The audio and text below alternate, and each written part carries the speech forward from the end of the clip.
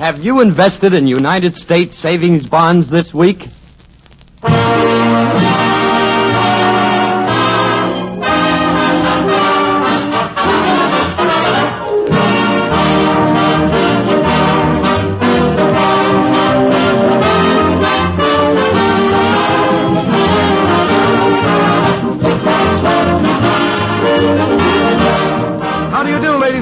This is your host, Kenny Delmar, introducing Guest Star, one of a series of programs produced and transcribed in New York and presented by this station and United States Savings Bonds as a public service. Our guest star for this program is Henry Morgan, a young man who usually has something to say, and good, too. Before we find out what that is, however, here's music by the Savings Bond Singers and Orchestra under the direction of Dennis Agay. A bit of good advice entitled, Sing, It's Good For You.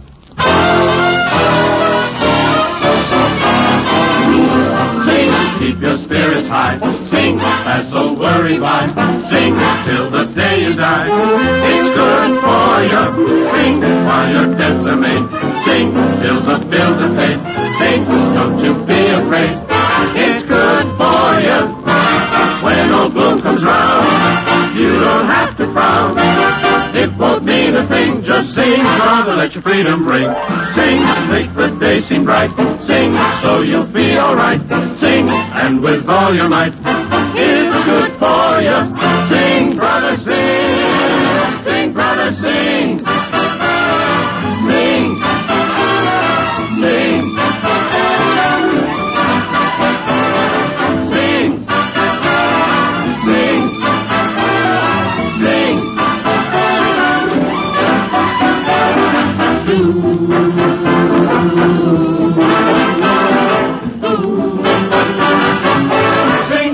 Freedom ring. Sing, make the day seem bright. Sing so you'll be alright. Sing, sing with all your might. Sing 'cause it's good for you. Yeah, all right. Now, I told you that Henry Morgan would be with us, and since my word is as good as my bonds, here is Henry Morgan. Hello, Kenny. Hello there, Henry. Nice to have you with us. What's on your mind? Money. You know, everybody today wants money. Most popular commodity in the world. But did you ever stop to think what it would be like if nobody cared very much about money one way or the other? Suppose you really had to sell money to people, the way they sell cigarettes, breakfast foods, junk like that. How do you mean, Henry? How do I mean? Well, today, of course, the government has a monopoly on the manufacture of money, and the government discourages competition. So what do we get? The same old color, same old engraving, same old price. You pay $5 for a $5 bill, and you take what they give you. You don't have any choice. Yeah, it does seem a little unfair, doesn't it? Very unfair. Now, if anybody could manufacture money, we could get a little competition into it, and things would be different. Yeah, you turn on the radio and hear something like this. Henry? Ladies, when the bridge club meets at your house, do the girls sit around sneering at your shabby old money? Chances are they do if you don't use Blotz's handmade bills. The crispy, crackly money with the scalloped edges. Blotz's bills come in a variety of colors to match your every mood, and they are personalized with your picture on every bill. So don't run the risk of being ostracized socially by using that old green money. Get Blotz's bills today. Or you'd probably hear something like this, Kenny. Parents, when your children swallow coins, are you sure they're swallowing the best? Better get Cooper's coins, the only coins enriched with vitamin A. Yes. And good? Say, the kiddies will say they're the yummiest, crunchiest coins they have ever swallowed. Yes, indeed. Cooper's coins come in the nickel and quarter size for children and the $half size for adults. And also for mongoloids and morons. Or you, too, will want to experience this new taste sensation. Yes. Go now to your bank and insist on Cooper's coins. Oh, you make it irresistible, Kenny. Fascinating. The other day, I was wondering about the origin of money, and I decided to look up the facts. Were they interesting, Henry? Very dull. So I made up some facts of my own. According to me, money originated about 50,000 years ago. See, there was a housing shortage then, too, and people were living in caves. In one of these caves, in a middle-class neighborhood, lived a fellow named Henry Ugg. One rainy Saturday, he was puttering around the cave Henry, what are you doing now? Just, drawing some pictures here on the wall. Drawing pictures. A Rembrandt we have here, drawing pictures, when all the other men are out hunting. Can't you leave a guy alone? I don't like hunting. I'm a vegetarian. A vegetarian. You're a coward, that's what you are. My mother warned me. Yeah, my mother warned me, too. If you don't care what people think about you, at least you might have some consideration for me. I'm the laughing stock of the neighborhood. Yeah, I know. All the other girls in our crowd are wearing tiger skins and leopard skins, and what am I wearing? Rabbits. Very becoming.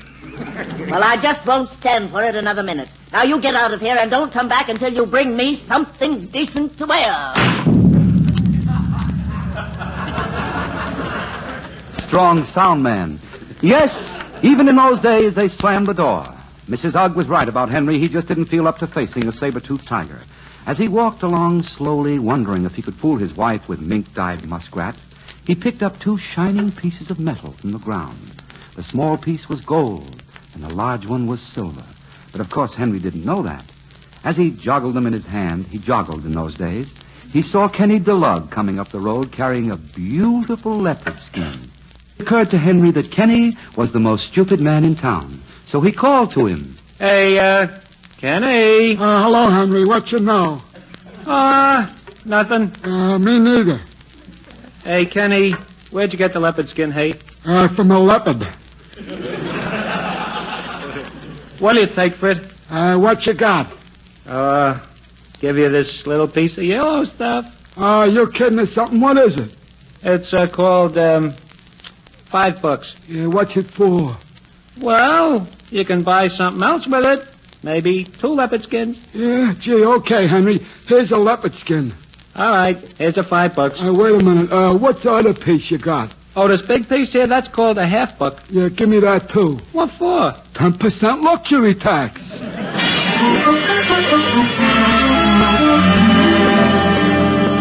So Kenny DeLug went off with his $5 and $1/2 pieces. Of course, he didn't realize that he was the first man ever to accept money in exchange for goods. But then, there was a lot he didn't know. As fate would have it, Kenny met another man by the name of Eddie Kilroy. Yes, even in those days they had a Kilroy. So Kenny called out to him. Hi, Kilroy. Yeah, what you want? Look what I got. Oh, very pretty.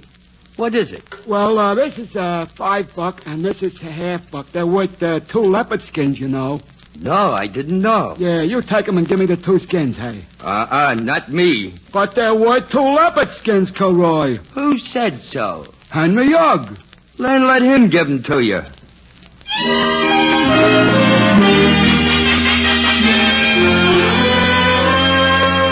So, very disillusioned, Kenny DeLug went in search of Henry Ugg. He'd already made up his mind what there was of it, that if Henry wouldn't take the coins back, he would not only call him nasty names, but he'd also bash his head in. So Kenny arrived at Henry's house. Hi, Henry. Yeah? What do you want? Kilroy wouldn't take this $5 and $1/2. He wouldn't, huh? He wouldn't? No, he seemed to think they were worthless. Oh, that's just silly. Yeah, that's what I said. Here, you take them. I don't want him. I'd rather have the skin. You take them, Henry. Kenny, I'd rather... Take them, Henry. All right. I like your attitude. Here's your skin pack. No, you said they were worth 2 skins. You give me 2. But you only gave me 1. You said they were worth 2. Yeah, but don't you... You said they were worth 2. All right. I like your attitude. Here are your 2 skins.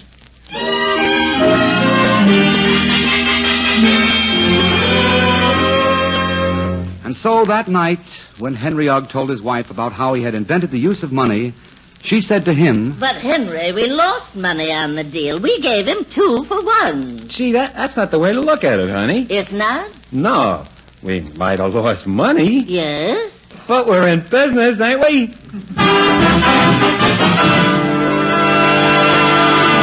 Thank you, Henry Morgan, for that interesting bit of history. And now, The Night is Young and You're So Beautiful, by the Savings Bond Orchestra and Singers, with Dennis Agay conducting.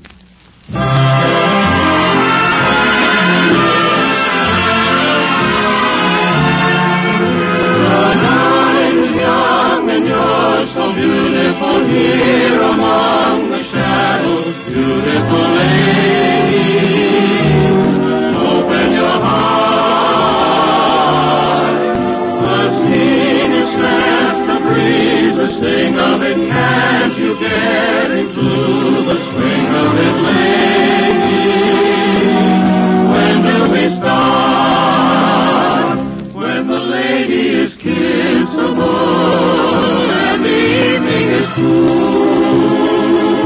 Any dream is permissible in the heart of a fool.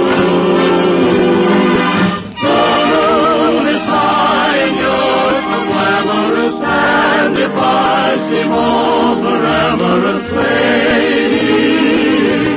what can I do? The night is young and I'm in love with you.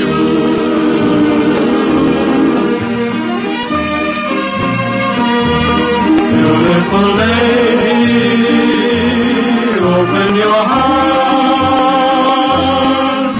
The scene is set, the breeze is singing. Can't you get into the swing of it, lady? When do we start? When the lady is kissable and the evening is cool, any dream is permissible in the heart of a fool.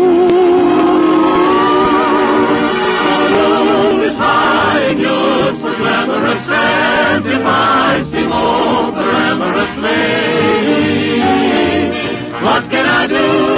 What can I do? The night is young and I'm in love with you.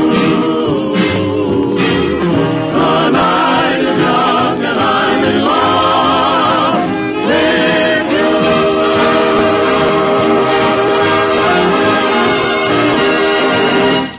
you. Kenny, I had a nice time, but I think it's time to start talking a little business, isn't it? Oh, you mean you don't want to ad-lib? I got my writers here. I can ad-lib. I don't have to ad-lib about savings bonds. I know all the facts. Well, that's good, because the savings bonds are the thing that we're going to talk about here.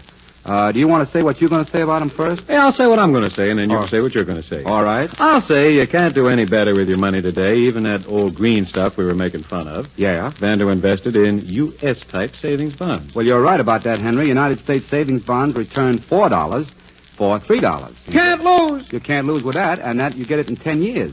And they are guaranteed by the U.S. government. Can't lose. Next time you ask your boss for a raise, maybe tomorrow, ask him about that payroll savings plan where you work. It's the easy, convenient way to save. Yes, you buy bonds to provide future security and happiness for you and your family. And this is important.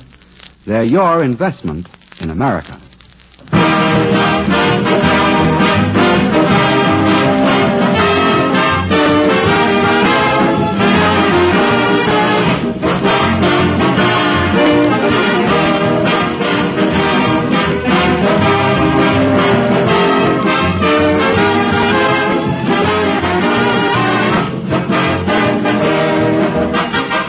This is your host, Kenny Delmar, signing off for Guest Star, one of a series of programs presented by this station and United States Savings Bonds as a public service. Guest Star is produced and transcribed in New York. I'd like to take this opportunity of thanking Henry Morgan for coming over today and being our guest.